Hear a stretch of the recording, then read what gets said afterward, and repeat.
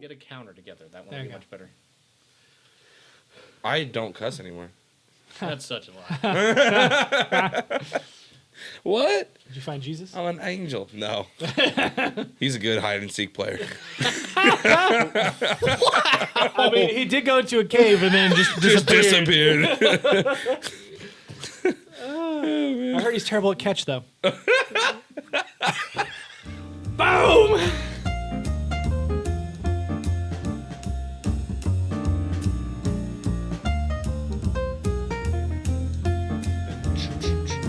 Clink, clank, clink, Clink, clank, clunk, clink, clank, clink, clank. Hello, and welcome to Strange Happy Hour, the weekly tech and video gaming news podcast here on the Strange Gaming Network. I am one of your hosts, Brent the Jesterhead Metcalfe, along to my right. John Pettit. Handsome John. And on the left, Mark, the dispatcher Plover. but we are not alone. This week, our special guest is 2 bottles of Chardonnay. One buttercream, and then the other being the River Road. In case you have not checked the channel and just happened to hop into this episode, we are starting a new thing where we are creating a video recipe book for you all to look at. So every week, we will introduce special guests. A separate video of whoever decided to bring the special guest to the show will be on the channel, so that way you can go through and find your favorite beverages and drink along with us. You can find the link for that down in the description, and you can also find it right up here on the top right-hand corner. Don't recommend eating Tabasco dark chocolate No, before drinking literally, this. you know, the little info Up bubble. here, yeah, where the comments are. No. He The did it. He description- did it, folks. He did it. It's amazing. Except you're going to see a little info bubble pop out there and say, check out this video. None of this matters, but there are some things that are important. We call those things the important.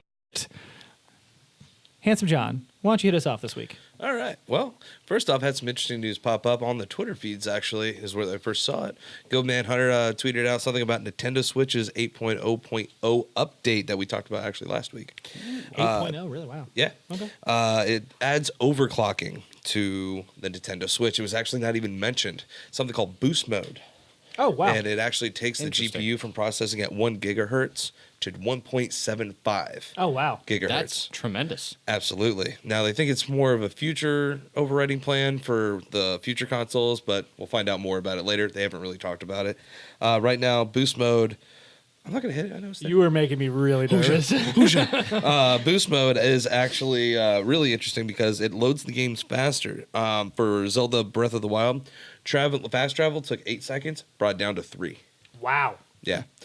Save times down to 10 seconds, which if you remember is ding, ding, ding, ding. Yeah. It's forever. You're just Yeah. waiting. So huge improvements.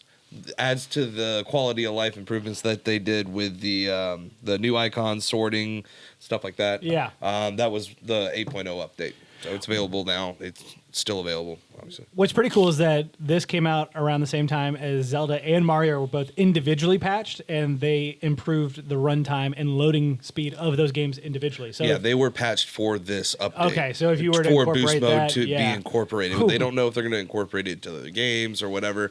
But I think it's a future-proofing thing that they're doing. But for games that already exist now, they're going to have to improve on it in order for it to take effect. I hope when they actually actively unlock it, where it's like the next patch is like, hey, it's available, they just have like a little splash screen. It's over 9,000. But Oh I my digress. God, it's so powerful. That's really cool. It sounds to me like future-proofing for future iterations of the Switch. Yeah, absolutely. With the 2 new iterations coming out, with the premium and hopefully the premium edition and the budget edition, I'll say. You're crazy if you think they're releasing a premium edition. I stand by that. Why? Because they're going to do the same thing Nintendo always does, which is, hey, we're going to make A cheaper new version a and new a cheaper iteration version? that's cheaper, or that's going to be the same price, but it's just going to be better. That's what they do with all their consoles. If it's okay, so I mean, Let it's the price still of a the premium. first one If it's depreciate better, and- it's more of a premium. But it'll be better compared. But when people talk about premium, they're talking about like a 1080p screen and on the handheld. No, like, I don't think it's going to be that far. It's not going to be any of that. It's just going to be a better rendition of what you currently have. Like the PS4 to the PS4 Slim, they increased Yeah. the Wi-Fi card. They did a couple other things. It's going to be the same exact reaction here. Yeah, So I can see that. you can bet your bottom dollar. That's what I Or think. they're going to actually get better processing power. That's why they had to introduce boost mode Maybe. into this to make the GPU be able to withstand all the other games that are coming out. So that way it'd be even kill. That would make more sense than the new Nintendo 3DS route, which was, hey, we're going to have a handheld that has better processing and 7 games can only run on it. I'm not joking. That is exactly what they did. Wow. Yeah. Okay. Yeah, see, I mean that would be an issue to me. They have to bring it up in order for the other games to work on the future console. That's better. Yeah. So, well, that you would hope is better. Anyway. You'd hope. Speaking of hoping things get better, Yeah, unfortunately, Anthem is not one of those things. Uh-oh. Anthem just had their big Cataclysm event delayed. Ben Irving with BioWare on 4/23 announced the delay. They say, "quote more to fix improvements than anticipate. More to fix and improvements than anticipated. My Necessary. brain, man. Then this isn't necessary, which is my problem. Yeah. They should have been ready for this. I mean, they already delayed once. They should have been up front, but they obviously had a lot of issues up front, Yeah. which is why we dropped it so fast for Division 2, and it and sucks. we'll never pick it back up. Yeah. Like I can't ever see myself going back to that game when Division 2 legitimately has enough content that will carry us through the year. We'll find out about that because we've been blazing through it. We've been killing it. Now, granted, we do have an update coming up here soon. It'll change things for us, but until then. Also, I don't know if you are feeling the itch for that platinum trophy. Oh, yeah, it's coming. It's going to be a minute. Not really. I mean, it's not that much left to go. We'll talk about it off the show. Yeah, we got that's all good. But things that were delayed: guilds, mastery system, legendary missions, weekly stronghold challenges, leaderboards, free Wow. play events, and Cataclysm. Which, just so you know, the Cataclysm is like it's supposed to be in between a raid and a strike in Destiny. Just to kind of give you an idea of what they're talking about. I've never played Destiny either, so I have no idea what that Well, is. raids take about upwards anywhere between half an hour to an hour, where strikes take only about 10, 15 minutes. Oh, okay. Yeah, okay, Ray I would see. be like a bigger dungeon that you go Yeah. in, fight a big boss, Yeah. puzzles, that kind of You're thing. going to mine loot and stuff like that. You're really trying to devote time for Yeah. something big on this But I one. mean, this is everything everybody wanted from Anthem that everybody was expecting to already be there, and now they're delaying it again. The fact that they can't get small changes, and granted, the architecture seemingly on this game is baffling. We've had discussion over and over again how the way they built it seems to be restricting everything that they need to do to this game. Yeah. But the fact they can't get something like leaderboards in, like I get some of the larger big items, you want to make sure they pop when they come. Right. Yeah. But you can't appease the masses with here's a little bit of leaderboards, here's some clan stuff. They Like, don't want to make anything more complicated and do it piecemeal, and I get it. They want it all to work at once, and they want it to go out strong and heavy hitting. And right now, they got time, in my opinion. With Division 2 being out there right now, I think they realize how big the lull is and that they're going to need something pretty heavy hitting to get people back into Anthem. I mean, So- you're talking they're going to have to do what Destiny 1 did with Yes. I mean, And like- Division 1 did. Division 1 had a huge change in pace towards the end of its life cycle. True, but they didn't really bring back people in. When Destiny, they released their first raid situation. I can't remember what the hell it was called. The Iron King. I don't know. It doesn't matter. Like that one Never. update changed Destiny forever and brought back all these people who had left the game because they were bored with it. Wow. Like they're going to have that level of impact Yeah. because I agree in the sense that there's time because nobody's running to the game or picking it up, but they're also going to be hemorrhaging those fans over time because Division 2 is just a better game. Like It's a good game. it's a better game in general to how it runs. It's And too different a game for me to even compare to it other than the loot. I disagree entirely. I mean, They're technically, they have a storyline each and Storyline, they do loot. open worlds, side missions. Like it's the similar cookie cutter faction like setup for all of it, in my opinion. Yeah, that's true. I can see where you're going. In Destiny 2, like mechanically, they have different mechanics that can change up. But if you're talking about just the structure of those games, there's the storyline you move through. There's a whole armor leveling system based on your gear. Yeah. The whole hook is to go get better gear. Yeah. You The run overbearing. missions over and don't over get me again. wrong. It's the same concept. Yeah. I feel like it's a different game to me. So like when I go and play Anthem, like I still enjoy it. Like it's still a fun game to me to go around and fly and fight and shoot and do stuff.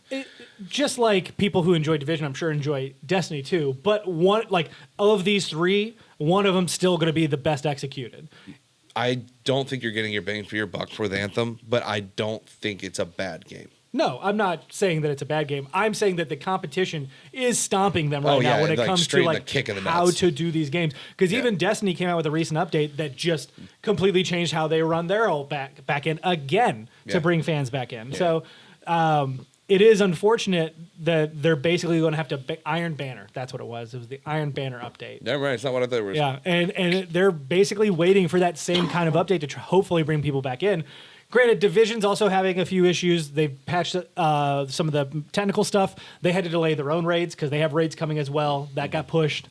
So obviously no one's immune to these kinds of things. It's just super unfortunate for them at this time because they really needed a win. Yeah. Especially after... They really did. Like a month after Division is when some of the hardcore people are like, oh, okay, well, I'm waiting for the next content drop. Like, this would have been the time. Yeah, And, exactly. And it's kind of unfortunate, but we'll see. Yeah, Division 2's been solid. Super stoked. I just love everything about that game. It makes me so happy. It makes me so happy. The Endgame stuff has been pretty solid. Yeah. Oh, because we're in the end game now. That'll be for later, though. Prepare to hear that joke over and over again on this episode. Moving on to your final topic. My final topic involves Epic Games. Once again, they are in the news and probably will be again and again and again. So, Epic Games, you had Tim Sweeney come out and say that they'd stop doing exclusives if Steam gives devs more money. Don't know if this is a ploy for PR. How do those two things even equate? So he's making them equate. yeah. He's laying down the line in the sand. essentially. Like everybody's 'Cause getting he's the head mad of in the Epic. Steam universe saying that you're bullying everybody around, you're using your money to get exclusives, and we can't play these games on the platform that we want because Steam has all the trinkets that everybody likes to play with. Not even the platform they want. They can't open it on the launcher they want because they're Yeah. playing on the same platform. It's Yeah, the same I'm sorry, you're hardware. right. The PC platform, it is Right. still the platform, but it doesn't come with all the nooks and crannies that everything they like about Steam. So Epic comes out and says they'll stop doing the exclusives if Steam commits to a permanent 88% share for devs that they are currently giving them, and would also consider putting their games on Steam if they decide to do this. Now, is this like, because right now Epic has Division 2 not going on Steam, which is already pissed a lot of people off. Borderlands 3, at least a 6-month exclusive, could be more. Yeah. I don't quote And me we on saw that the one. backlash from that one. Now, granted, that wasn't helped by a specific individual from. Yeah. Was it? Who was he? Where was he? I think it was Gearbox. Yeah, It was he's Randy Gearbox, Pitchford. yeah. He's from Randy Gearbox. He's Pitchford, from the yeah. developer. He's not Yeah. from the publisher.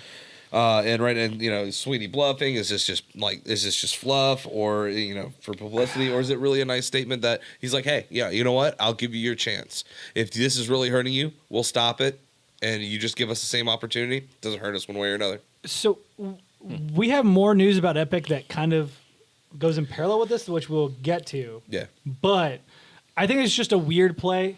I don't get it either. For one, like Steam's revenue process right now, because they're not really developing games, is solely on the store. And they have a bank much like Epic has a bank. Like they're both very successful companies. They have money to spend. But Steam's changing their profit sharing, because their profit sharing would go from what it's like, I think it's 70-30 right now. It's like 60-40 and 70-30 based on sales. And then Goals. all the way up to 88-12, like that would be a massive cut. And they have no other way to recoup that other than the hope of more sales. Yeah. Which they would, and especially with the absence of current Epic games and other exclusives that they're not getting, they actually were getting hurt pretty bad. I don't think they'd end up with more sales. Yeah. Because Not nothing's. necessarily more sales, but they're going to get the sales they lost back. But they didn't lose that whole lot, though. I mean, They're losing out on what people would buy with Borderlands and Division 2. That's but a lot of money. relatively speaking, those two can be relatively small parts of their market share. You got to think of the dozens I know. of games that are It's such a populated. drop in the pond right now, but it's also Right. the ripple effect can go on for a long time. Right. But I think what's kind of their saving grace right now is just that Epic has terrible PR right now. Well, not only that they have terrible PR, but they also don't have a lot of the services that Steam offers. Oh, right. As soon as that changes, Steam knows that they are going to poop the bed. Well, because yeah. every single dev wants to go to them to make the maximum amount of earnings they can. Well, Steam's going to end up in the same position they did whenever Discord came out, and Discord became the most popular, chat system anyway that was around. Yep. Suddenly they're like, oh, hey, by the way, here's a big revamp of our entire chat system and voice, system and all that stuff, and nobody uses it. Yep. I do find this an interesting position for them to be in, because on the one hand, they could change their revenue share and Epic still won't back down. Like there's no guarantee that they will. They would be more competitive. And honestly, there would be no real reason for other devs to choose one or the other like that. They would go to an even platform sharing like they were beforehand. It would bring it back to ground zero. There are still other reasons to go to Epic Store. One of them being that you get essentially Unreal Engine 4 for free. Yeah, there are a couple of other perks, but still, I don't think it would be enough to blockade other people. But there are other engines you can use for free like that. I mean, Yeah, but Unreal Engine is like one of the Oh, go-to 100%. industry standards Yeah, when you're talking yeah. about a large game being made. Also, they still can be bought. Like Epic can still just go out and say, "Hey, we're going to give you lots of money to come to our I store." don't even think Division. They use Snowdrop. They don't even use. Yeah, that's not the reason why. Yeah, I know, but I'm like, it's like they didn't even benefit off of that. They more than likely they're making a statement simply because Ubisoft is a very transparent company. Yves Guillemot has always been about making sure their company is taken care of and their people are taken care of. I mean, it's good to hide behind the veil of money too. Don't get me wrong; Yeah. they're getting a lot more money Oh, back absolutely. than they ever Oh, yeah, intended, absolutely. and they're like, we Absolutely. can force it here, and we're gonna make a lot of our money on platforms anyway. I do think the idea that Steam should just drop their revenue share and change it is a little naive this early on. Not that they can't eventually get there, but like doing it within the next month, I think would be detrimental to their actual coffers for quite some time. Well, So- not only that, but other games devs will feel kind of almost betrayed. Like, hey, we went with you, and we kind of like Yeah. put ourselves out on the line, and now you're gonna fall back. That kind of makes us look weak, and we don't really want that. We Yeah. we wanted our voice to be heard, and we did this. yeah. The only thing about this is I think with Steam being the powerhouse that they are, they may look at this and say, that's not realistic. So we're just going to ride this out until Yeah. Epic finally digs themselves into their own hole and or buries themselves underneath their own dirt. Like there's not a whole lot that They're like gonna bury Steam themselves in money. Steam could literally sit there and do nothing anyway because they're just raking in piles of cash like it's nobody's business. Yeah. Not to the degree that Epic has been lately anyway, to my knowledge. Well, it's hard to tell because both these companies will tout the big ones and then not talk about right, anything right. else. But- so publicly, we don't have enough information here. But arguably, they are both Right. Again, powerhouses. They And have Epic money. makes a lot of games too, so I mean, they're going to have a lot of exclusives on their end that They they're make going to some want. games. They really don't make a whole lot of games Well, anymore. they own companies that make games. Not nearly as much as you would think. Like, I mean, they're making Fortnite. Well, but Tencent is really the company. The that- parent, parent company, company. yeah. And Tencent won't necessarily deliver all their money back into Epic. So it is an interesting point of view, and I don't want anybody to feel like I'm not wanting developers to get money because I am all about the Right. 8812. I don't know. Oh, man. 100%. Sound Yeah. like you're kind of against it. I just think that it's a little naive to just like throw down the gauntlet, so to speak, and expect a change to Yeah, happen overnight. I'm I going to be don't- really interested to see what happens because of this. And we'll come back to it once there's either been a statement with Steam or whatever to Yeah. see what their play is going to be. But I don't think there's going to be a move. At best, I see Steam maybe going to a 25/75 Yeah. platform, Yeah. but only under certain sales conditions. Anyway, to sort of make it available as if yes, we're trying, that kind of thing. Epic maybe moves their stuff to the market and say, okay, fine, you met in the middle, and then suddenly everything falls back Yeah, on but Steam now anyway, you've and got Epic developers flops. who are able to use the Epic engine for way cheaper than they ever thought. Yeah. Yeah. And it's going to be so beneficial to them. Like, I don't know, man. It's going But to be really the interesting. other problem too is a lot of people complain that that Epic software that has been awful. Yeah. Oh, That really? Epic Store software has been buggy. It's had issues. Yeah. Return policy issues and things like that. It's just The- people don't want to go to their software because Steam still stands to be so much better. I think the real They're still question, young. the real actual determining factor is how fast they can get the Epic Store up to snuff with Steam's. Because if they can bring in some of those major features in very quickly, then Steam's going to have to do something. Yeah, the hard part there isn't Yeah. even the development of the software. The hard part's the infrastructure. Yeah, absolutely. Because you've got to pay for the servers, you've got to set them up, you've got to manage them, maintain them, and you've got to make it available globally. And I have to wonder if that's why Epic's like, look, we got into this. I don't think we really want to go forward with this. So we're just going to bait you into doing it for us. And I think Steam might definitely be aware of this fact, I would assume, well- being in the industry. See, this is why I think they're just going to hold their ground. Yeah. I think they're just going to wait for Epic's words essentially to disappear. Yeah. The Epic's just warning them we're going to have to double down and we're not going to stop because if we have to pour this much money into it, we're going to go all the way. Yeah. And you don't want that. That was them giving them the warning shot saying, like, literally concede or we're about to go to war. right. Again, we'll see. I'm with you. It's going to take some time to figure out exactly what these plays actually mean, and we will update you all in the future. Yep. Absolutely. Moving on to the dispatcher to talk about toasters. Toasters. Yes, toasters. okay. Gaming toasters specifically. Gaming toaster. I've always wanted to play The Last of Us on my toaster. Play Snake on it while you're waiting for your toast to get ready. That'd be amazing. That would actually No. be really cool. The hardware manufacturer Razer, gaming manufacturer Razer, is building a toaster. So as of 5 years ago, anyway, it was an April Fool's joke that came out. And anyway, that they made a product announcement that said that they were going to make a toaster, and it was an April Fool's joke. Yeah. They all came out, it's an April Fool's joke. But the CEO of Razer came out and publicly announced, if you guys can get 1 million, or a page popped up, I think like a year or two later, something like that, and then he says, if you guys can get 1 million people to like this, he says, then we'll build a Razer toaster. That poor fool. There are like 1.5 or 2 million people following this page and that liked the post anyway. That poor fool. To make the Razer toaster. So, sure enough, the CEO comes out with an announcement today and says, "I really didn't think you guys were going to be able to pull this off. It's probably going to take about a year or so because we're not in this in this space. We'll have to do some research, to make sure we build a decent product."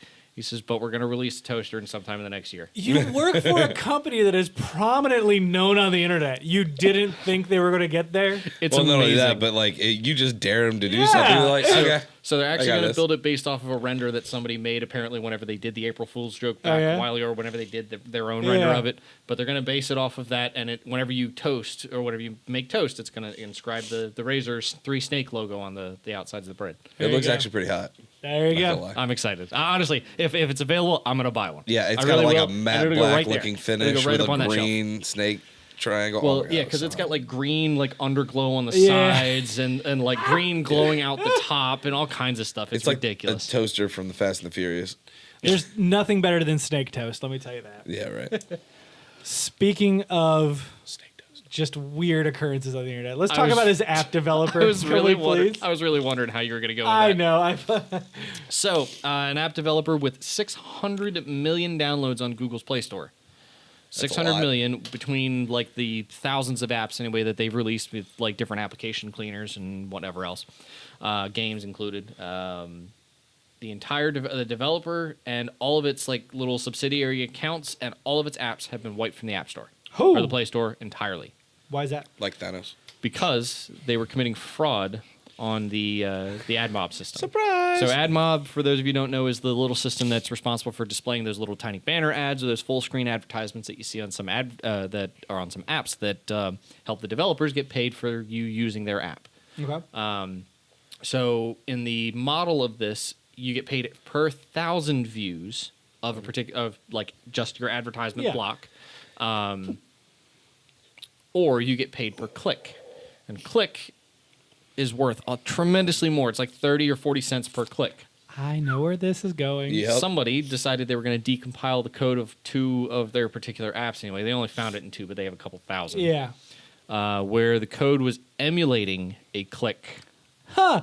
Interesting. on the advertisement. Ooh, man. So I don't- Basically, they were falsifying ad revenue and just Right. raking in dough. Uh-huh. Now, apparently they did it in such a random fashion and they allowed the devices themselves to make it appear that way. So it looked like you were actually clicking on the advertisement. wow. So Which it is made it funny feel like, because- oh man, I must have touched it. Crap. Well, so I'd be curious to see because apparently the number of times that or the percentage of times that you actually click on an advertisement with the intent of doing so is like 0.07%. I believe that. So I'd be interested to see of the total number of views of an advertisement versus the number of clicks, if that even matches up for their statistics. Yeah. Like how, like if they would, Even if if you Google gave would it have a even plus or had, minus 2.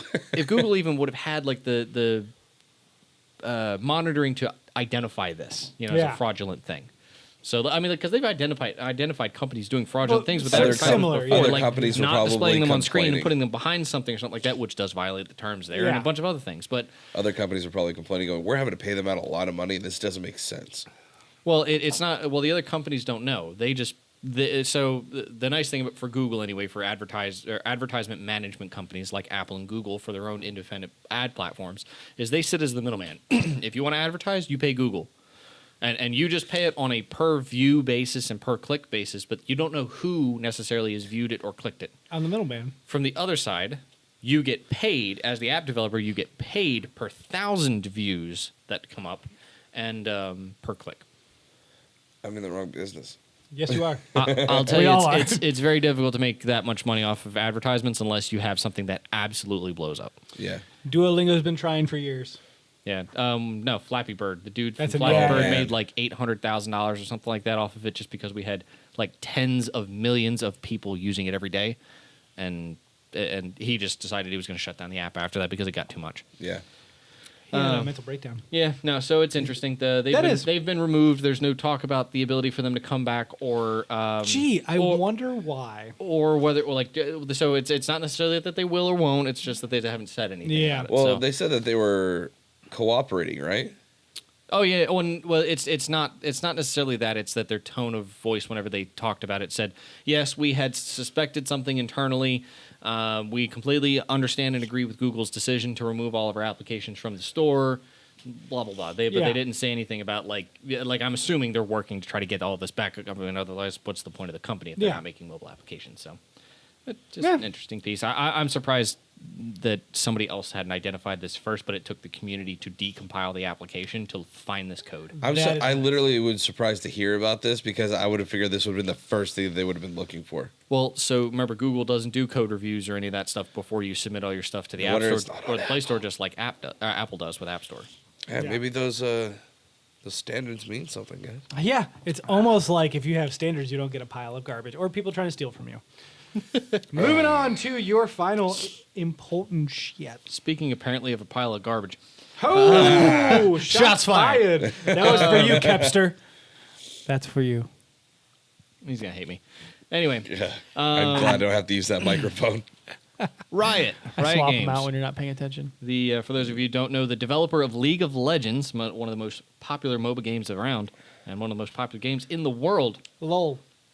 is in the process of dealing with some backlash anyway after issues against harassment, specifically a gender discrimination kind of workplace. Yep. Where they talk about having the bro environment, that kind of thing, or not, like if you're a woman, you can't really have a leadership position, that kind of thing. And there are tons of people. They said, like, I think specifically 20 or 25 female employees have come forward, specifically to Kotaku for some reason. Yeah, we have talked about this on the show, actually. Yeah, to talk about That was this. the guy that was dry humping everybody and nut slapping them. And he's just being a total tool. So on the other end of this, Riot employees, like a lot of the female employees and a lot of the male employees who don't agree with, this unfair treatment anyway, have threatened to walk out because Riot is forcing them contractually into arbitration instead of allowing them to sue, because technically under their employment agreement it says that they will go to arbitration instead of a lawsuit. However, this is a personal rights issue. Yeah. Technically, this is an EEOC thing. You don't have a choice. Right. Technically, they don't have much of a leg to stand on if there's a lot of wrongdoing found and if a lot of intent is found behind this. Correct. So, Well, like, to be fair, they can say whatever they want, but they have to do it the other way. Yeah. now the arbitration does come involved if you want to dispute something with your employer, and that makes sense. Oh, I don't feel like I was paid enough, or something like that, and you want to sue for that or whatever, but like not receiving a paycheck, abuse, retaliation, that kind of stuff. Denied promotions for the fact that you lashed out, that kind of thing. What's the Or taken out of the position. Yeah. In like that one. what's the give and take thing of what's it called? It's called a barter system. Favor for favor system. Yeah, you are A barter system. communalistic. No, it's a quid pro quo. There you Tit go. for tat. Yeah, exactly. Tit for tat. Tit for promotion. Whoa. That is not what we are trying to say on this show. That's what he said on this show. But those kind of things are like rights issues. Those are EEO issues. Those are federal law issues of like you can't do that against somebody. thought you were catching me. Those are those are issues that go to court. You can't just follow those up In in arbitration, yeah. But the funny part is that the employees are not even fighting against the fact that they want to go to arbitration. It's more that they're fighting of how they're doing the arbitration. That they want to do closed door meetings with the people, with the complainants, to say, let's allow you to express your issues here, instead of saying, no, let's bring the whole company in, C-suites, everybody, and Let's talk. Let's have everyone in here to hear you out. Because if this is a problem, we need to talk about it. And if we identify that somebody's not adhering to this, or doesn't come to this, or after that happens starts to continue to have issues, which is where after the issue started, they hired a chief diversity officer. I remember that, yeah. So It's worked out really well. apparently, Well, it makes me laugh because they're like, here, let me put you on a spreadsheet. We're going to go into a small room where no one can hear you. Right. And we're going to be really friendly about this later on. Uh-huh. so the CDO has specifically Rosaboro. No. Oh, whatever her name is. I cannot find her. It matters. But anyway, she has come forward and say like our employees are pretty much saying that they just don't feel like they're being heard. Well, they're probably right. And you know, she's come forward to the C-suite, specifically the CEO and everybody, to say, look, we need to have much more transparency here. We need to have a public forum for this. If you have a problem, you need to be able to either privately say it and it be broadcasted to the company to say that this is a problem. Yep. Or we need to give a public forum for this, because apparently, like, a lot of this, like, the discrimination has happened, but then there's been retaliatory things on the other side, so a lot of people don't want to come out publicly. Or they don't have to, and they'll just deal with the backlash. Because, I mean, some of the people we talk to, they don't seem like they really cared all that much, to be honest, even though there are fans of, like, I've been reading a lot of stuff, they don't seem to show all that much interest. It is a very interesting situation because this is, once again, a large corporation that has quite a bit of reach that is seemingly trying to control its employees to the detriment of the employees. Yep. And this is a repeated story on this podcast, which is disheartening to say the least. It really is. I feel like we've beat the stick with a dead horse, you know, way too many times now to poor like, stick. this is still a problem. Yeah. Across the gaming and tech industry now, it's ridiculous. Yeah. We literally talked about this less than 6 months ago. Because that's when the story broke. Well, but even then, we've talked about multiple companies with this. Oh, absolutely. You know, who was it? Google first. Yep. Activision was talking about it, I guess. And Google retaliated, apparently. Yeah. Well, yeah, and even though they've come out and said there was no retaliation. We're really glad that internal company review that nobody gets to see really came to seriously play here. Like it's just disheartening to see that more of this is still becoming a problem, and that other companies haven't. I guess the companies that have been progressive on this end and have flat out said we don't do this and have handled it internally, you don't hear about. Yeah, absolutely. Unfortunately, you only hear about the evil side of it, of like, this is a problem with this company. You know, this is There's important. no news story that says Google's doing great, by the way. Yeah, despite the fact that this is seemingly repetitive, this is important to talk about because not everybody is as well informed as we are. Not everybody does dig into the stories of the week, and so that's what we're here for. Exactly. If this is disheartening to you and you are a fan of Riot, their games, it may be difficult, but one of the ways you can lash out is that you as a consumer can stop purchasing, playing, utilizing their product. And don't believe you are the only one who has this thought. You are not alone. Be vocal. Be vocal. Talk to your friends. Talk to your community. Talk to everyone. Go on Twitter. Go on Facebook. Say, this is why I stopped playing this game. You are trash. I will say the one thing that's kind of interesting, especially with these modern tech companies, is the biggest place where you can seem to have a vocal influence is Twitter. Yeah, Twitter for what's it? It's 200 characters now. 240. 240.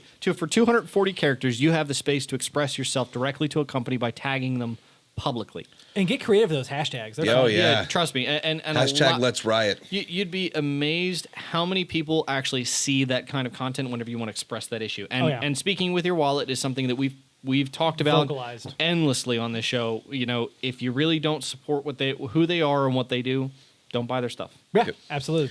Speaking with your wallet hits them where it hurts the most. Exactly. That log had a child. Hello, had a child. Moving on to another disheartening story about a large corporation trying to control its employees. It turns out that the Epic staff that is working on Fortnite works 70-hour weeks minimum to try and make sure they are keeping up with the weekly events that everybody loves so much. So this is another frustrating situation because Epic is seemingly on one hand delivering money to developers and trying to do the good here. Yep. But on the other hand, working with their employees to try and produce a product. Granted, these employees are voluntary. You don't have to work at Epic. All those things still stand, but still mandating these 70-hour weeks, requiring them to make sure that they're working through. I mean, nobody should be working 70-hour weeks to just deliver a video game. It's a video game. Or a candy bar. I love video games. Video games, but nobody. People have to supply these guys with sugar, coffee. Nobody needs. What do to you be think it comes this. from? It doesn't just show up in your office, man. This is once again leading to the same level of burnout you're seeing at EA and BioWare, where people are having to go on stress vacations, literally just a vacation to get away from the office. They're not going anywhere. They're going to see therapists or just to be at home. And they're taking vacation days to do that. I thought about doing the same myself sometimes. Like, that's a problem. Is it, though? Yes. You make lots of monies. No. I think you'd be surprised they don't make. Yeah. I'm being fun now. We'll talk after the show. You guys make lots of monies. They might not. But at the same time, like, when you're working, you're trying to go somewhere. Like, you have to put in the time.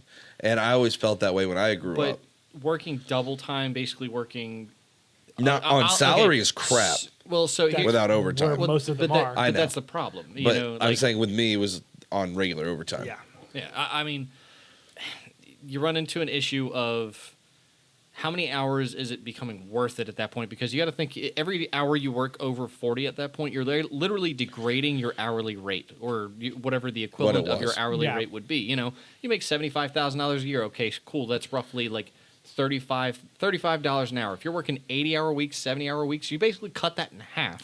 There's no way that you would get me working there if I was having to work salary and having to work above 60 hours a week. I agree 100%. And it is frustrating because so many people are just passionate about this industry. They Right. want to work in this stuff. Yeah. And when you're talking about working on the largest game in pop culture today, It's a great resume builder. it's not only just a great resume builder, it's a great feeling. Like when you come home and Oh, yeah. your kids' friends are playing Fortnite Yeah. and they see that cool animation that you put in there. I 'cause spent that 100 dance, hours on that like, stupid present box. It's cool, but you also have to be home to see your kids' friends. Like, dude, it's this vicious cycle. Yeah, And I mean, if you're talking about people in position of families or people like me, whom my work life was pretty much my life. Yeah. I mean, I had friends. That was it. I have no family. I have no wife. I have no kids.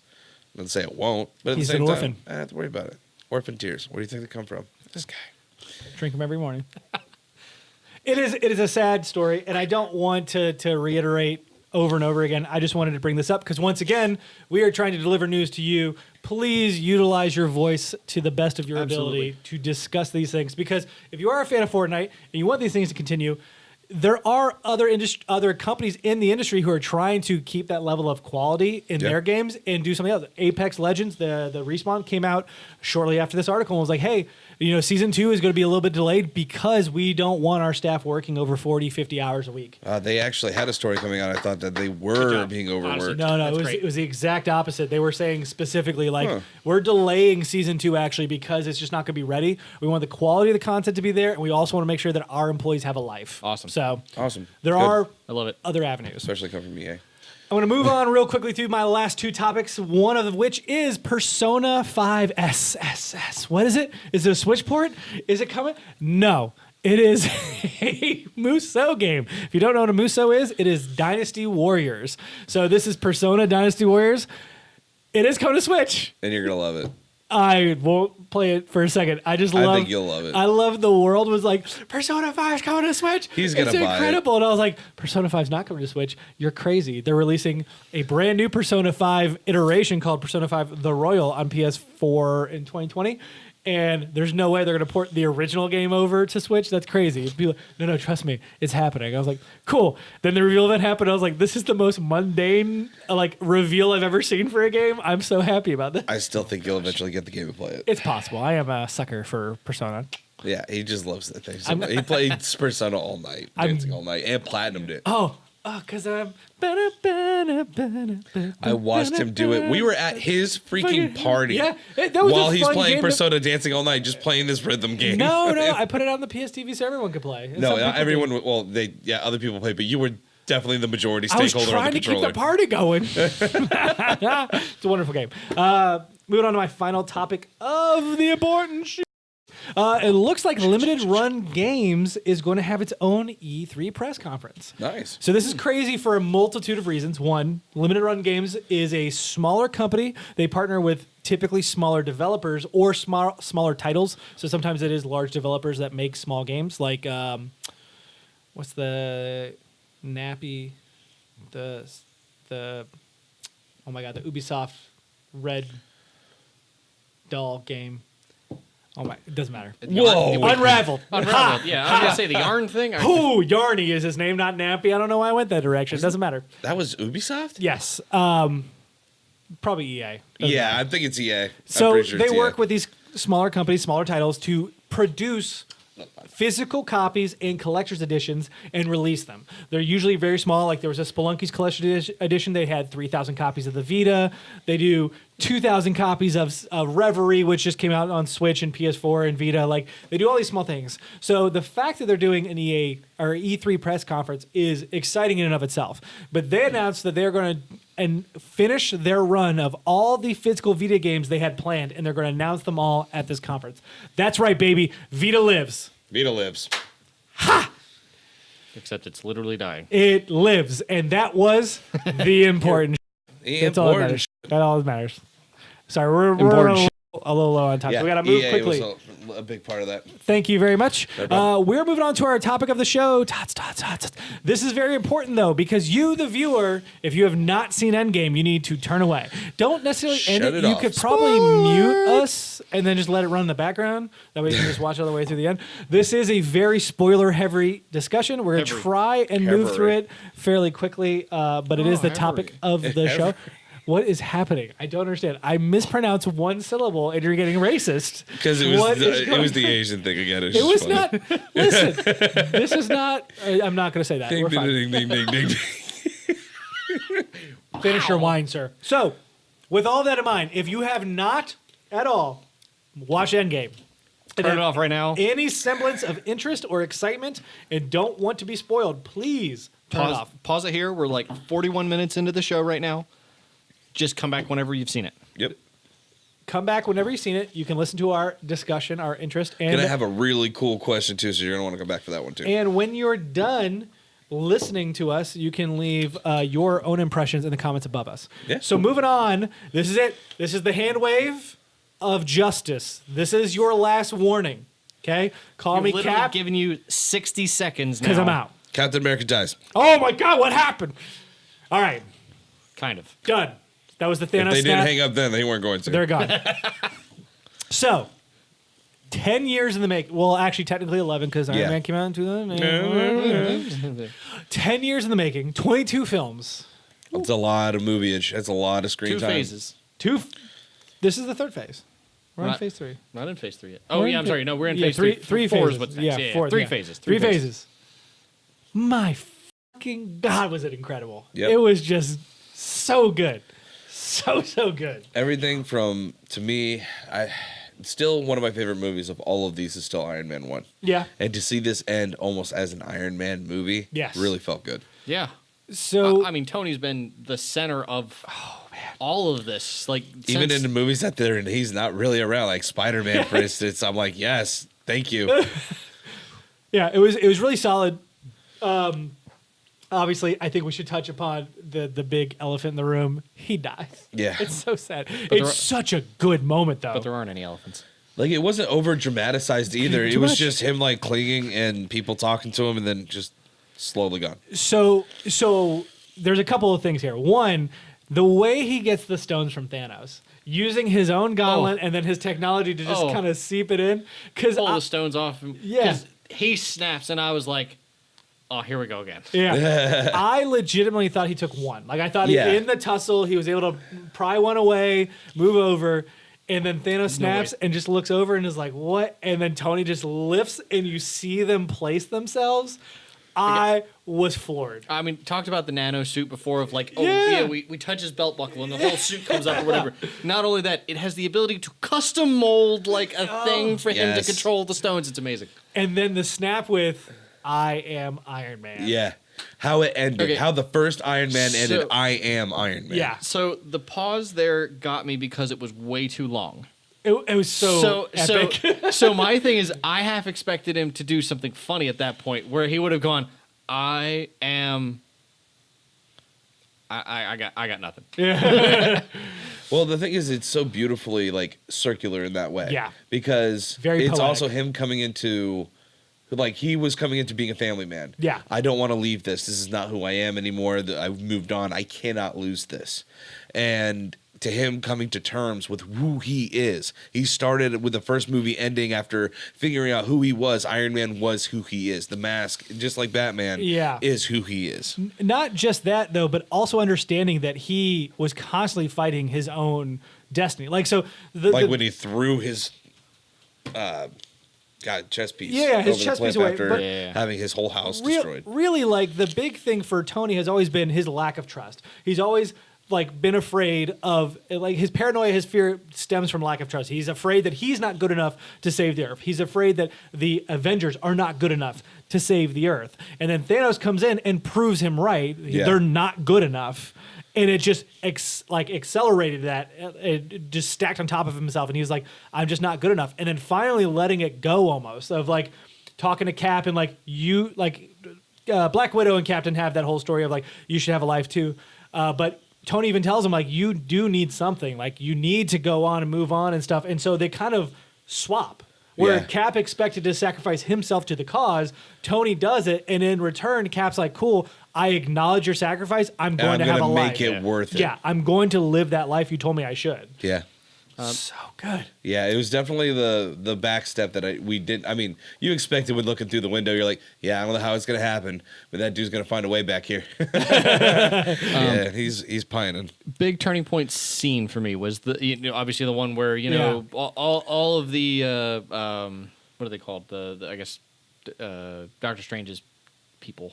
Oh yeah, the magicians, whatever. Yeah. Wizards. Like they're all like creating the portals anyway for everybody to step through. I legitimately thought that was when Captain America was going to die. Oh yeah. Yeah, because he's one-on-one with Thanos at that point. And everyone he just else got has stabbed been in the leg fairly soon after. Or I thought Thor was going to be dead when the axe was coming into him. That kind of thing. I legitimately thought I knew major characters were going to have to die in this. We'd just lost Natasha at this point, so I know. It was very good too. Very good.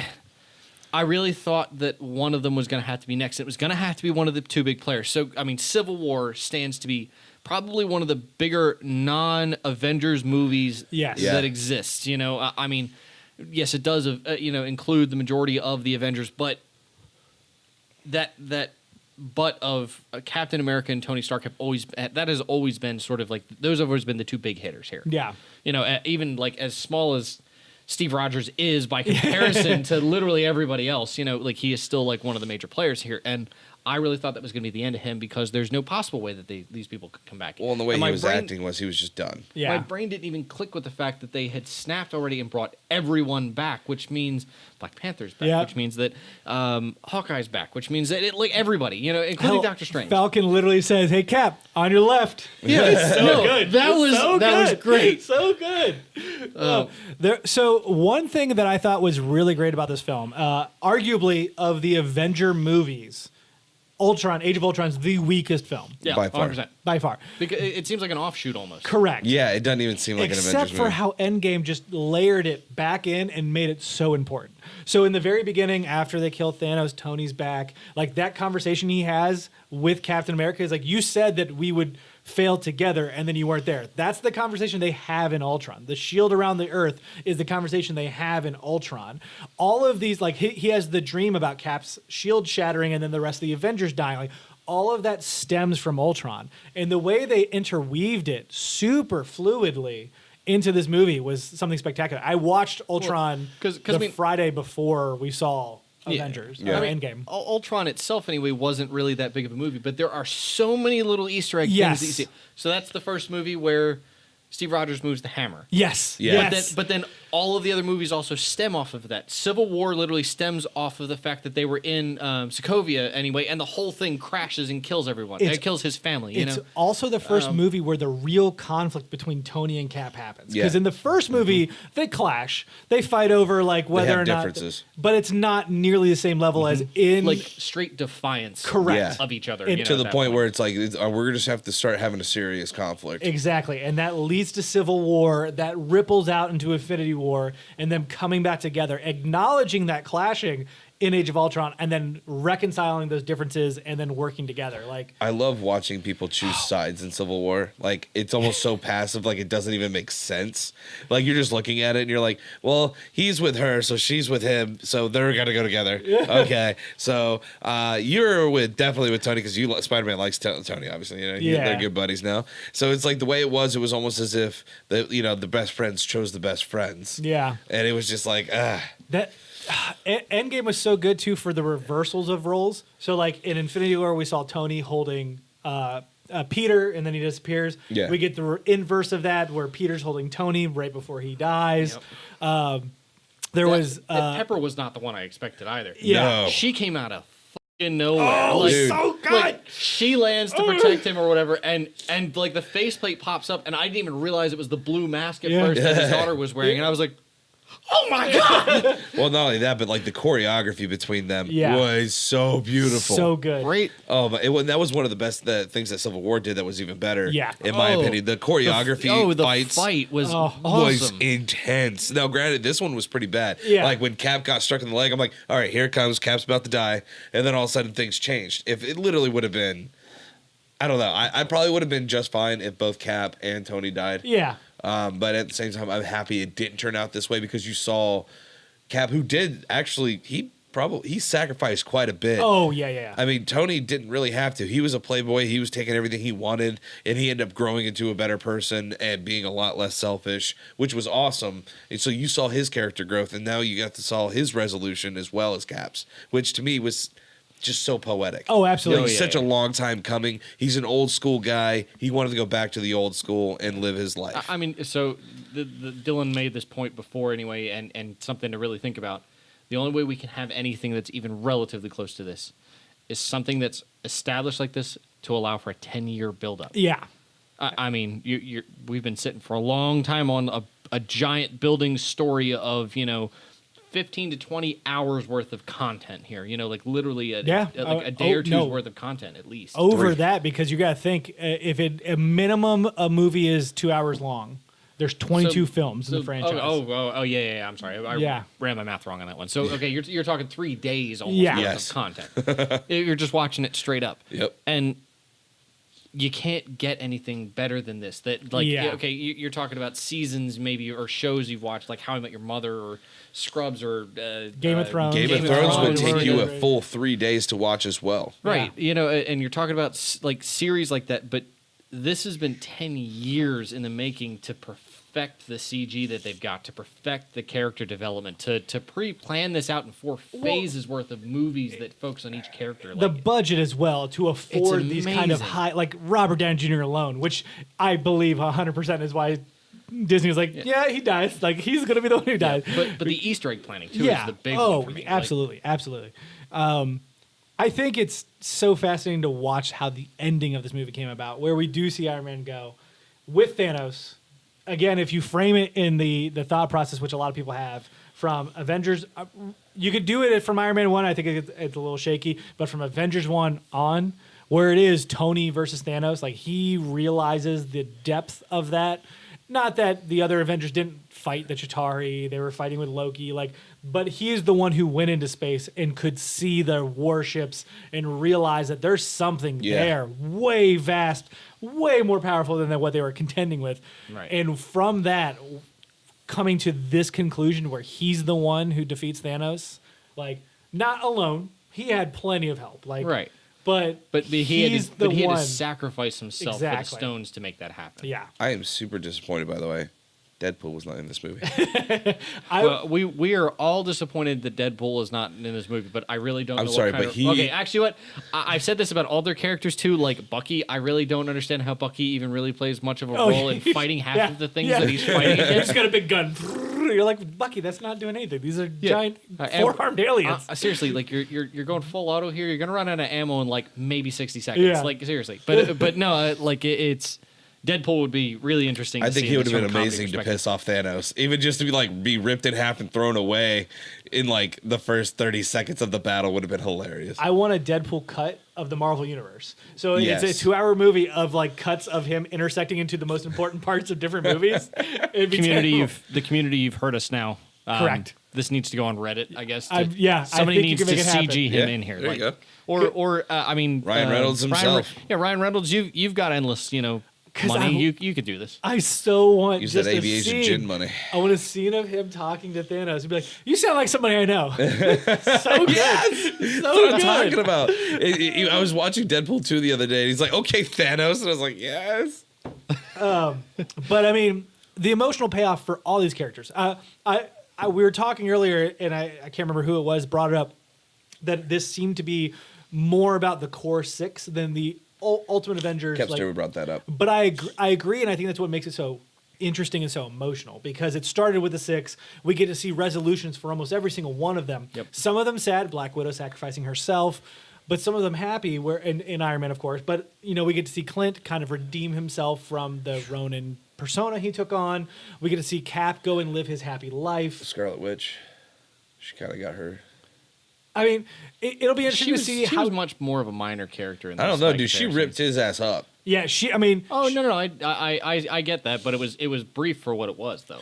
Oh yeah, no, but I mean, it got so bad where he was like, "I don't care, blow the earth up." Yeah. because she was about to win. She was about to do the deed. Yeah. God, I'm really curious to see how they integrate her movie, because there is a Black Widow movie coming in, whether it's a prequel or not. It's gotta be. It's gonna be about her upbringing and stuff, which was gonna be great. It's Yeah, I gonna was be gonna more. say gonna her be cool backstory anyways. will be amazing. It's gonna be spy like Jason Bourne level. Hopefully, a little bit of action, a lot of bit of like If you mystery. threw Tom Clancy mixed in with it, There yeah, you go. sure. And I agree with that too, because they're seeding that even now. Even in this movie, that's a conclusion to this gigantic saga they have. There's still like the sequence where they go to Vormir, is that where it is? Yeah. And they talk to Red Skull, and she's like, he's like son of Vlad, No, whatever. it starts with an M. God, now my brain stopped working. Doesn't matter. They go to the planet where the Soul Stone is, and the Red Skull brings up he's like daughter of Vlad, whatever. I can't remember the dad's name. And Hawkeye asks her like, "Oh, like, are you sure that it's real?" He's like, "Yeah, because I didn't even know my dad's name." Like they're already seeding that backstory to be built. You're which right, Vormir. Why did I think it was another one? I'm sorry. I'm so excited about that because that's actually something that they're building up to. But it was great to see Hulk finally find Daniel himself. Pierce? Like, Yeah. find him. Are you looking at Red Skull? Okay.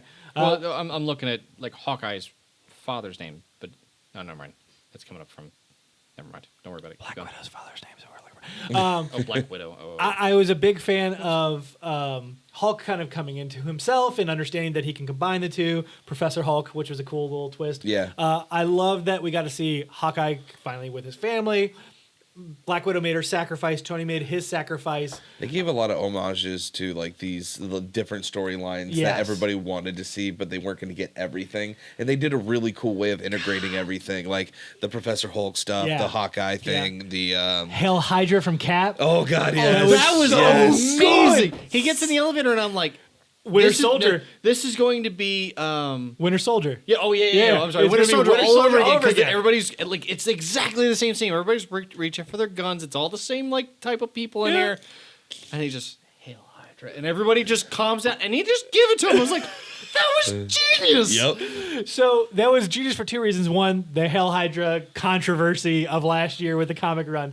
But two, that you're talking about choreography. Winter Soldier is one of my Yeah, favorites I can see because why. it's so physical. Like as Cap as a character, it's great because you can be more physical. Whereas with Tony, Spider-Man, like CGI is involved, and it's not bad CGI by Yeah. any stretch of magic. But like the physicality reminds me of a Bourne movie. Yes, very much so. And so when he got in that elevator, I'm like, oh yeah, it's Yes. gonna happen. And then instead we get the Hell Hydra. I was like, you know what? I'm not even mad. That's actually why I tended to favor. Like I enjoyed Iron Man 1 the most, but Winter Soldier, and well, I wouldn't say Winter Soldier. I would say probably the first Captain America, but Winter Soldier too because of the choreography. Those fight scenes were always Oh, just so good to watch. Yeah. I enjoyed every bit of them, and had the motorcycle stuff, the Yeah. car stuff, the explosions. Civil War's the same way Yeah. for a majority of the film up until the airport. Civil War is my favorite out of the choreography, though. Yeah, so good, so Yeah. good. I mean, there are plot holes. We were discussing this earlier with our little group here of Strange Gaming, and the time travel that they utilize, very cool. They brought Ant-Man in and needing to utilize him in order to get the quantum realm, but it does have like create its own plot holes where Cap eventually goes back in time to return the Infinity Stones, but also stays back in time. So like, Yeah. how does that work? And then has a shield randomly. Like, And he could have literally gone back at the moment where they were going to jump off and say, no, take the Soul Stone, go away. yeah. You know what I mean? Like it just so many things that they could have done to like stop certain stuff. But then again, it would have almost felt cheap. It would have cheapened Her sacrifice. her sacrifice. Absolutely. It would have cheapened a lot of and honestly overcomplicated things that they probably weren't going to have to rehash anyway. Well, and I'm of the mindset, you know, there are certain films and franchises where the logic matters. Yeah. Game of Thrones to me is one of those. The logic has to make sense in order for it to work. Absolutely, because ice actions- monsters mean something. Exactly. Actions have consequences is the point. Like your actions. Like 7 White Walkers, pinning somebody up against the wall Exactly. generally should mean that they're dead. Should mean that they're dead. We'll get to that later. Those kinds of things matter. We were talking about the Bourne films earlier. Like Yeah. you have an action, it has a reaction. Those things should matter. Yeah, When it- damage was damage, and actually showed that Correct. further on. Like he was unable to fight later on, or he had to go to a hospital. Like, We're talking about superheroes here. I can hand wave some time travel, so it's fine. I was about to say, we got a dude blasting energy out from his chest going and has a morphic suit. We got a thunder god. We got Captain America wielding Mjolnir. Yes. Oh, biggest my drop God. moment I there. saw Like, people stand up in the movie theater going, yeah! It was so good. Everyone started losing their crap or whatever at our theater. It was awesome. Not only that, not only wielding Mjolnir, but owning Oh, that we were shit. calling it. Like, Dude, he just- called it, swinging around, threw thunderbolts down, pounded it through him, using his shield in like unison, like whacking him, throwing the shield. He dodges it, thinks it's fine, calls Mjolnir to whap the shield back in the back of his head, smacks him in the smacking face. the shield with Mjolnir, and man, It was just using, like, using Mjolnir to just like punt the shield Yes! at Thanos and just hit him back over and over and again. then It was Thor just in amazing. the background. I know it. So good. That takes me back to my favorite line from one of my favorite lines from Civil War, where Spider-Man comes in or whatever. It's like, wow, that shield really breaks the laws of physics, doesn't it? and to see that shield break though. Oh, yeah. Again, Oh, my it was just like, man, after all that, and Captain America still gets stabbed in the leg. Like, immobility is a huge thing. I know he's got a regenerative process, but it's not going to be fast enough to recoup this. He's not Deadpool. And I was sitting there, I was like, oh man, because I love Captain America. Like, he's like the true boy, old school son, like what's left of the old ways, like the old thought processes, our dad's dads, and that's like kind of to me like the send off. And Tony Stark was like our generation coming in and really taking the reins. I feel like the cinematic Captain America is the perfect encapsulation, and perfect maybe not the wrong word, but the one I like the most. They're imperfect, but they like to seem like they're not. Well, what I enjoy about it is like he has a selfish side to him. Like when it comes to his personal stuff, comes to his boy Bucky, when it comes to the people he wants to see, he's going to You go. could say that was a fault, but to me that was just loyalty. And I agree with that entirely. That's my point, is that his loyalty lies with the people he cares about. It's not always the best decision making. Yeah, but he also wasn't directly hurting people. He was trying to save a friend over everybody else getting what he He wants. directly hurt a lot of people in the Civil War. No, but he didn't kill anybody, so it's all good. Might have hospitalized them. They might be vegetables. Yeah, but, what's whatever. a couple bruises between friends, right? I mean, it's not fun What's unless a you duke it collapsed out. tunnel But in Romania? Whatever. No big deal. But again, I saw New agree. York, right? I agree with the majority of what he Not their stands fault. for, which is I have a friend in need. I have Yep. we not only that, but If his, it was you, I would be there. exactly. And that's why I enjoy that. I'm like, I know you guys don't feel like it's the right thing right now, but I still was behind Captor that whole time. I was like, dude, I got you. And I also agree with him of like I can do this all day. Like that whole mentality of just getting beat and you're beat and you're beat, but this is the right time to stand up. This is the time to expend all of that energy. Yep. Right now. He And even had to beat himself up. I mean, if anybody was rooting for Thanos in that one, they could have just been looking at it like, kill him. He's literally taking like 5 minutes to get up. Just kill him. Just kill him. Don't go into a monologue. No, you've done this before, and you lost because of it. And that's not to downplay anybody else. Like Stark 100% owned his. God, Robert Downey Jr. He's is my just man. the master of that character. Right. So good. He's such a good actor. Kiss Kiss Bang Bang. I loved him in that movie. That's what truly got me to be a don't think I ever saw him RBJ in that. fan. Oh man. Him and Val Kilmer in a comedy that's you dark ever- humor. Yes. Dude, it's good. on my must-watch list. Yes. Okay. All right. I believe I have the DVD you could borrow. I own it on an Xbox account that I no longer have access to. But I mean, really, the sentiment carries over to a lot of these actors and Yeah. actresses. They all seem to own these characters so well. Like that, but they brought the emotion with it. Like Yeah. listening to so many people cry. I couldn't do it to myself because I'm a man and I do not cry. Weeping like a baby. I was the entire that last sequence. I'll agree with Dylan on this one. Dylan's point was if at the end there, Stanley. Stan Lee would have been standing on the porch or whatever, and like a tear comes down his face because Iron Man has just died. No, that's it. Yep. I'd have lost it.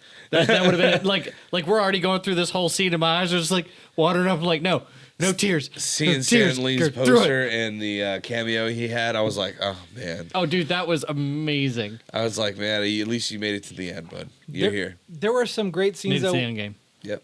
the Endgame now, where Tony got to meet with his dad and have that Yeah. discussion, which was great. His Just closure. just some of the banter, like when Spider-Man comes back and Cap's like, "Yo, Brooklyn," like just stuff like that. I just love it so much Because it's these little tiny pieces that you have to pull from other movies and things like that. That just it's one rolls into the next, rolls But into it's the next. them, and you know them intrinsically, like Right. through and Yeah. through. Like Yeah. you, Well, you because- know everything about them, and you understand them to a level that you would almost your best friend. Yeah. Right. You almost feel like you build with them into some respect, Agreed, just yeah. because you've been Imagine through. the people that read all of the comic books until now. Like, oh my god, they must have had like a literal brain orgasm, Oh, trust me, there's some fan Deathgasm? service that they thoroughly enjoy. and it probably blew by me because I haven't been that person. Yeah. A lot of the stuff I know is because of this gentleman here and Yeah. Dylan talking about stuff like.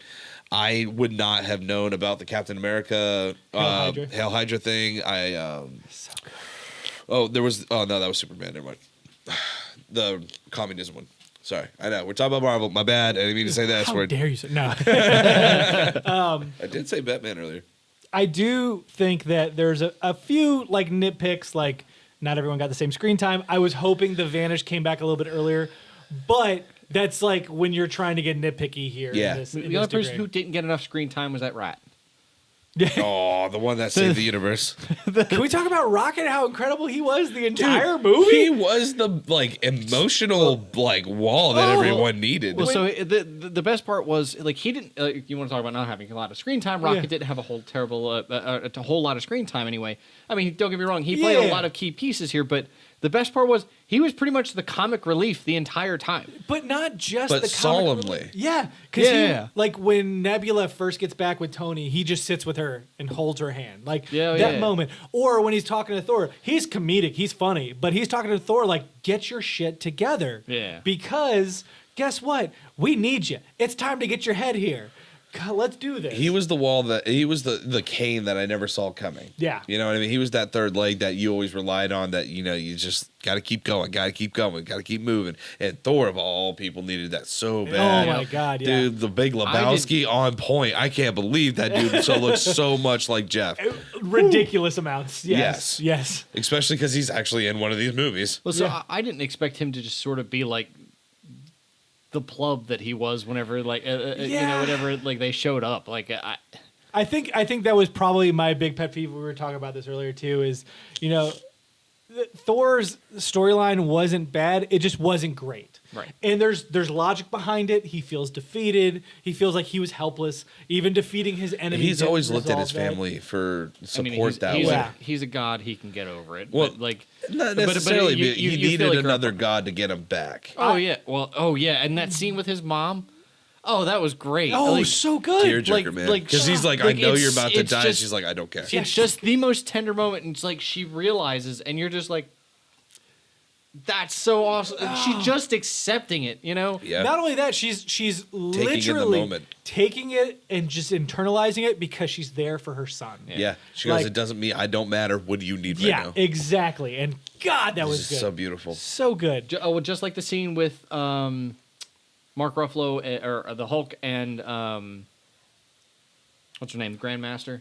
Oh, that was a good one too. Yeah. yeah. So like she just knew like Ancient One. Ancient One. Oh, like okay. she just she knew the inevitability. Like she's like, oh, well, you're like 2 years too soon or 5 years too early. Yeah, that You know, was he's- so good. He's he's doing surgery right now in this building, and it's sort of like. So you already know Yep. everything Yeah. that's going to happen here. You already know of your own inevitable death that come. Well, she knew that there was a stopping point. Well, but- and once again, they hinted that in Doctor Strange, and that's what I love about this movie so much. Is like all these threads are out there. Yep. Yeah. Like you can find them if you watch every single film. But you just don't know how they connect until Exactly. you get the missing Yeah. giant puzzle piece that's the 3-hour long puzzle piece that's there. I was surprised to actually see Gwyneth Paltrow show up in the fight. Yeah. In a sense, But- because oh, who's watching a that kid? scene was Rescue! amazing. When she shows up and then they just start teaming up Yeah. together. When I saw that happening, I was like, oh, maybe he had another suit.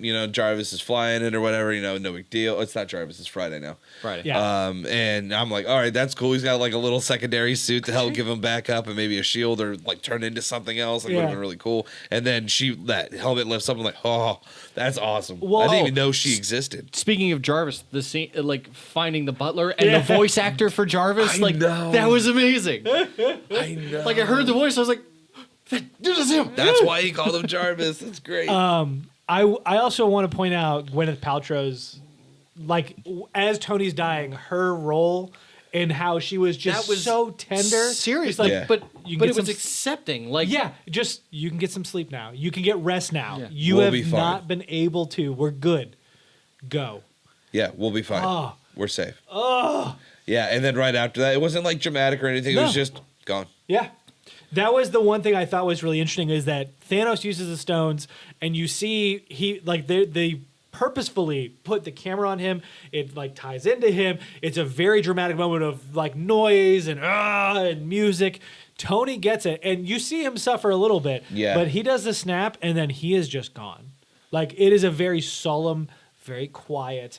Like He's- they really want he's you. kind of there, but he's not even Exactly. really there. It was like you the know? last selfless act. It wasn't meant to be the boisterous thing that he was. Not, and the Hulk is similar to Thanos, where Hulk puts it on, and it is this big swelling moment. Like the music kicks in, and you're like, "Oh, Hulk, you're gonna make it, you're gonna make it." But when Tony, it was just the mic drop. Yeah, straight that- up. just It was the straight biggest up. mic drop of the. No, it was kind of show, buddy. the 'Cause he was movie. like, I am Iron Man. But at the same time, like you're right. It was like right after that, it was just I do have a slight wind on the hill. conspiracy theory Uh-oh. that he will be around in the form of an AI for like a suit AI. I could see that. I would have been freaking hilarious if his like little daughter was in a suit that was just made to protect her. Like she turned into whatever she needed to protect her, like and like get her out Yeah, of this places. is when they announced Phase 5 and they come out with Yeah. well, no, because I guess from the comics, she actually has a role there. So in the comics, he has a evil cousin named Morgan. There is a female girl, a black girl named Riri, who took over as Iron Man for temporarily, and she became Iron Heart. So That's she what it was, Iron she Heart. basically was like saw Iron Man's suit, and she's like, I can recreate that, and recreates it from scrap metal. And that's why Tony's like, cool, I'll back you out. That's awesome. But Tony's not here to say, "Cool, I'll back you up." Yeah. The sequence with Jon Favreau, who not only plays Happy Hogan, but is also the director of the original Iron Man, which kicked off all of this. I did not know that. Yes. Sits with Morgan, his daughter, and she's like, I want cheeseburgers. Your dad likes cheeseburgers. Yeah, That was the that moment where scene I was like, oh, stop! I can't take much more. Well, I found it kind of awkward that she wasn't even sad in those moments, and I'm wondering if it was just difficulty with like the child actor thing. well, but even then, like actually being a child that young. I was saying, Yeah. having been to funerals with kids that young, they just don't. Yeah. So like personal life things, but my cousin, whenever my uncle passed away, he was 4, maybe 5 at the time. I think he just started elementary school, that kind of thing. But he just didn't know how to process it. Yeah. And he would ask very serious, questions, but at that age, his brain just didn't know how You're to getting information, but no process comprehend. to the emotion. Well, Yeah. because you just don't know Association. how to comprehend death at that point. Like we at least have some sort of idea Yeah. of it now, and we can accept it. But the difference is, like at that age, you just don't know. Well, I mean, Alex had similar issues with Adam. And issues is a weird way to put it, but he just didn't get it. Yeah, there just wasn't a connection. Yeah. Yeah, but like at that age, that's a very appropriate reaction of like, oh, yeah, I want a cheeseburger. Well, your dad Yeah. liked cheeseburgers, Yeah. and she just doesn't think about that kind of stuff. I'm very happy with how this movie ended up. I think the characters that we care about the most got the endings they deserve to an extent. Obviously, it'd been nice if Tony lived, but Is there anybody that you thought should have died? I mean, I was expecting Cap to go. I was expecting Tony and Cap to go in the sunset together. I'm not gonna lie, but taking Cap out the way they did, I think was just as poignant. Yeah. Like, 100%. But it also tied in a previous point that they Yeah. had made to each other. That kind of Exactly. thing, in sort of this reuniting of Cap and Iron Man. Yeah. Like, I think that worked out really well. I wouldn't have been surprised to see. No, honestly, as I think over it, I really don't know of anybody else who would have gone away. Mostly because right now, the way the Marvel Cinematic Universe is set, they have so much possibility. Like we see Thor leave, with the Guardians of the Galaxy, which Yeah. I'm hoping is in 3. Dude, it's hoping want it to be another Ragnarok Part 2. We have, Well, no. You heard like the joke of Asgardians the of the Galaxy. Asgardians of the Galaxy. Yes. which is also a comic book line, which is hilarious. I hope they do make that movie as Guardians of the Yeah. Galaxy. That would be great. There's we see Peter kind of like move on to his own life with his old friends, Yeah. which we know that movie's coming out later this summer, so Yep. that's cool. There's so much potential here. Like there's just so much available to them, and I love that they seeded a few and just kind of left the rest open. We'll see what comes. Yep. So, I speaking, really felt like it was an honorable thing to not have anything in the end. Really, yes, one except for the hammer of him creating his first suit. so good. Yeah, because like that sound registered with me right away. I was like, Yeah, I know that is. Yep. You only hear that sound literally once in this entire Yep. series. It was Like, definitely a great tribute. We can joke all day long or be serious about the fact that it's probably money why they killed him, but I think it was written well enough that regardless of It the made intent- sense in the way they did it, and Yeah. I can totally understand why people's reactions were the way they were on the internet, saying, "I am happy with how this was." Oh, 100%. And I'm like, oh, they Yeah. did it in the most epic way possible, and then just let him rest, and it was worth every penny. amazing. Worth every penny indeed. Tony Stark. To Tony Stark. To Tony Stark. Yeah. Oh my God, you're going to. All I got to do is shout out or just move your glass like you normally do, you freaking commie. Just call him a Tommy. I called him a commie Oh, commie. because he's a communist. So, But- once again, cheers, Said the Cheers, man's cheers, feet cheers, again. to Tony Stark. Cheers. This has been a long episode, so it's probably Yeah. time to wrap it up, which means it is time for Last call. You don't have to go home, but you can't stay here. In case you are just now joining us, I'm going to do this waving thing in hopes that you remember that this is the time to come in. I didn't say that earlier. It doesn't matter. I'm waving now. If you have any of your own spoiler-free or spoiler-tagged interpretations or comments on Endgame, please leave them in the comments above us. Moving on to our last call, we have a few shout-outs. It does look like our Strange Challenge Season 2 has released with Queen Crystal, Hostess the with helm. Moses. the hostess with the mostest. Please check out the newest video and, of course, keep up to date on the You challenges. can find that video down in the description below or up here in the top right-hand In the corner. comments above us. Feel free to also include your own clips. You can turn them into her via Twitter or other means. I'm not quite sure how that Yep. works. Hashtag Strange Challenge. Twitter, I think she accepts mostly DMs there. But So hashtag Strange Challenge also works. That way you're able to leave your clip and be included on our wonderful videos. They're actually really cool. As someone who does not participate in a lot of competitive games, I love watching them because there's some, like in the Fortnite clips alone where there's snow, like the airboard. The airboard thing. Yeah, the Oh. guy's just disgusting. It's disgustingly cool. There are a lot of really good shots on COD. I've seen, no scopes with Yeah. just They're- in midair. I'm like, it's nuts. If you're up to the challenge, hashtag Strange Challenge. Yep. Moving on, of course, to our wonderful streamers we have within our network, Xphobia, who is on all the time. I know I say this every episode, but I am not joking. It is 10 a.m. and I get notifications. It is 11 p.m. I get notifications. he's on, I want to say, every bit of 4 to 5 days a week. Correct. Whenever his schedule fits, of course, but he is on for hours at a time. Yep. He And likes himself honestly, some Realm Royale. like he just loves what he does, and his personality is amazing. You guys should really go check him out. Honestly, a lot Absolutely. of energy, a lot of fun. Absolutely. And Sick nasty with a bow. outside of our network, we have our boy B Scotch and Dots, who is still to this day streaming Dark Souls, Sekiro, and Yep. now Kingdom Hearts Critical Mode. Yep. I'm So, sure he's having Is fun that with his that. dog or did he take it? B Scotch and Dots, is that his dog or did he take it? Please make sure you check him out on Twitch as well. Send him some love from us here at Happy Hour. And finally, I also want to let everyone know who owns a PlayStation of any kind, 3, 4, or Vita. Vita is the most important, of course. But if you do, the Golden Week sale is on. Normally, these sales are very short, so it's important. It's really hard for us to actually shout these out. This one lasts all the way up to May 7th. So by the time you see this episode, you still have time to buy. Golden Week is a holiday season in Japan, which means a ton of Japanese games are on sale. And if you still own a PlayStation 3, kudos. Kudos I to you. still own mine. I still own one. Do you still use it? Danganronpa, It's plugged in. Jump Force, all these Japanese infused games are on sale right now. I highly recommend you check out the sale itself. Moving on to our final segment, the question of the week. Jean Petit. All right, here we got. So we got some. He's French. We got some. Yeah, we got some Gotti questions. So Game of Thrones. This is not spoiler. yes, it is not spoiler. It is whatever you want it to be. So no one's gonna know whether it is or is not a spoiler. So we're gonna say no bearing on the previous episode, which is episode 3. No bearing whatsoever. Nope. Also, no spoilers. No spoilers. Just reiterating that fact. No spoilers. Nope. We're good. Any Game of Thrones character, how would you kill them? I would kill Jaime Lannister. I would kill him.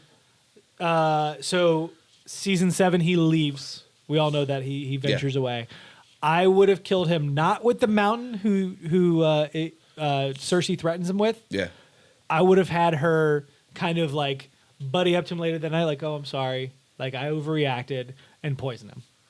There you go. The queen killing the Kingslayer. I think that would have been apropos. I think it would have been not necessarily the fitting arc for him, but it would have been a very poetic arc where he killed the previous king. He has not necessarily helped, but has been ensnared in the plots of previous kings being killed from one sibling or another. And so having him die at the hand of his sister would have been great. And then, of course, Tyrion can avenge him. See, I was going to go with Jaime Lannister. Oh, God, man, some Jamie haters up in here. I love Jaime, but it's time for him to die. Get out of here. But it was going to be in poetic justice kind of fashion, Okay. where Cersei shoves him out a door or out a window. Damn. I'm a big fan now. Damn, that's better than mine. Like straight up poetic justice of you shoved Bran out because you saw, me and Cersei. Cersei shoves you Please- out the window of the castle. Please tell me she says the things I do for love. Oh, God. Well, yeah, because at this point, he's betrayed her. Yeah. And she's pretty much good with the other dude. So, You're on. yeah. But honestly, I'm gonna lose it if that's how Oh. Jaime goes. I'll lose it if that's how it happens. I mean, other than that, I was just kind of coming up with ridiculous ones of like Daenerys. Like the dragon gets hit with something, turns over, crashes, and slides and kills her. Tyrion gets drunk and falls down a bunch of stairs, or steps on a crossbow and shoots himself. But bunch of over the top ridiculous ones. I like the Jaime with Cersei pushing him out the window. That's real good. Man, I don't even know where to go from that. Like, it's funny. It was my question, and like, You had nothing prepared? no. And I was like, man, I should be able to think of something. I mean, I have a couple, but it's kind of like, Are they late game Okay. or early game? it's late game. So it's going to be, I don't want to do spoiler stuff. That's my problem. Everything that I want to talk about has happened in this past season. So let's Listen go to with the bull moo. Yeah. I want to say let's go with the Hound. Okay. I wish that Arya actually killed him. Like straight up throat. While he's suffering. Yeah, while he was suffering, just straight out murdered him. Interesting. Actually started her list that she keeps repeating. Interesting. It would have actually given an interesting role to her character. Yeah. Wanting to complete this list, it would have felt a Interesting. lot more. Well, the interesting idea would be the list being completed by the end of the season. Yeah. Yes, exactly. Like, there were so many people on this list, and a lot of these people are already dead. But Well, and it's really crazy that Cersei died of tuberculosis. yeah, absolutely. Yeah. She can't have that one. Yeah. I wish you guys would have kept a straight face. I was going to keep going with it. The God, man, that would. But I can imagine the comments. I haven't watched episode 3 yet. Jeez. also in a way, I wish that it doesn't matter who it was, but Jurassic Park style, how the T-Rex picked off the dude from the toilet. I would have loved to seen a dragon do that. That would have been hilarious. To Jaime. To anybody. Well, I don't no, even care who it was. because there's that sequence in episode or the previous season where he's like, he's going to charge with a spear, and Bronn saves him by diving him into the water. That'd have been so great. Instead of fire, the dragon's just like, how? Yeah, exactly. Honestly. Yes. Here's another one. Best, most anticlimactic death. The Night King by Theon. Oh my God! Yes, that would have been. You hilarious. think, the Night King's going to stop him. Stab, dead. Everybody explodes. And then everybody's What? like, look at the balls on that. Oh, wait. Yeah. Damn. Everybody would have been like, I hate this show. There's no way you just had a penisless man do this. Let us know once again without spoilers, or if you could do spoilers without context. Yes. Those are fun too. Who you believe should have died and how in the comments to the right of John, just literally right above his head. It's very odd how YouTube does this all the time. They're just constantly moving. It's like an amorphous blob. Blow! But until next week, cheers. Cheers. Cheers. I don't know why you shouted blow.